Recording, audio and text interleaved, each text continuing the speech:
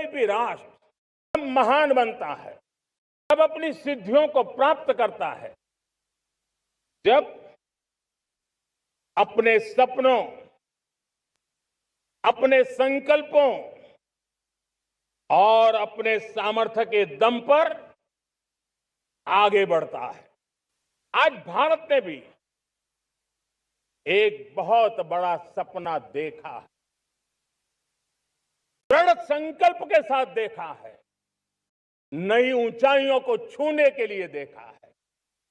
और वो सपना है, जब आजादी के 100 साल होंगे, 2047 में हम विकसित भारत बना के रहेंगे। हमने समुद्री तट पे 99% हमारा समुद्री तट का पूरा हिस्सा ऐसी सोच के कारण नो गो एरिया घोषित करके रखा था। हमने ही समंदर के अंदर जाकर के एक्सप्लोरेशन न करने का निर्णय कर लिया था। ये सोच का दारिद्र्य था।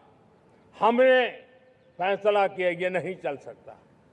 हमने उस 99% को, जो कभी नो गो एरिया हुआ करते थे, हमने उसको गो एहेड एरिया के रूप में खुला कर दिया है। और अब हम समुद्र के भीतर भी एक्सप्लोरेशन करने की और नए नए भंडार खोजने की दिशा में हम प्रवृत्त हैं, हम प्रयास कर रहे हैं। हमने पिछले वर्ष उसी दिशा में एक महत्वपूर्ण कदम रखते हुए समुद्र मंथन की घोषणा की थी। और पिछले दिनों हमने 85,000 करोड़ रुपए इस काम के लिए आवंटित करके काम को गति देने का निर्णय कर लिया है। 2014 के बाद दुनिया करीब करीब 40 देशों के साथ हमारा FTA एग्रीमेंट हो रहा है। अब देखिए कितना बड़ा अवसर आया है। लेकिन ये जो ट्रेड एग्रीमेंट्स हुए हैं, ये एक बहुत बड़ा अवसर है। और इसलिए खास करके मैं मेरे MSMEs को कहना चाहूंगा कि हमें इस मौके को छोड़ना नहीं है। दुनिया में हमें पहुंचना है। भारत के उत्पाद की हर चीज विश्व के बाजार में पहुंचे।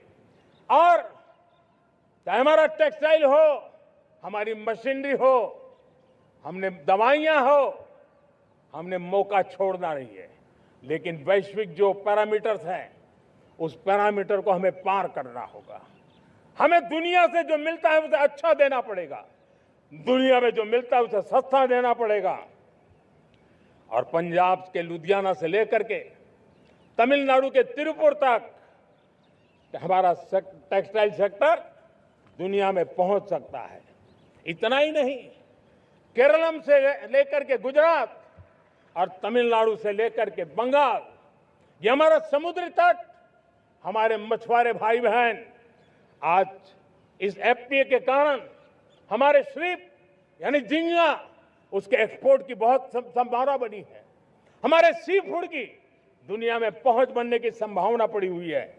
और इसलिए मैं चाहूंगा कि हम इस परिस्थिति का फायदा उठाते हुए, हम आगे चलते हुए, हम इन कामों को पार करने के लिए प्रयास करें।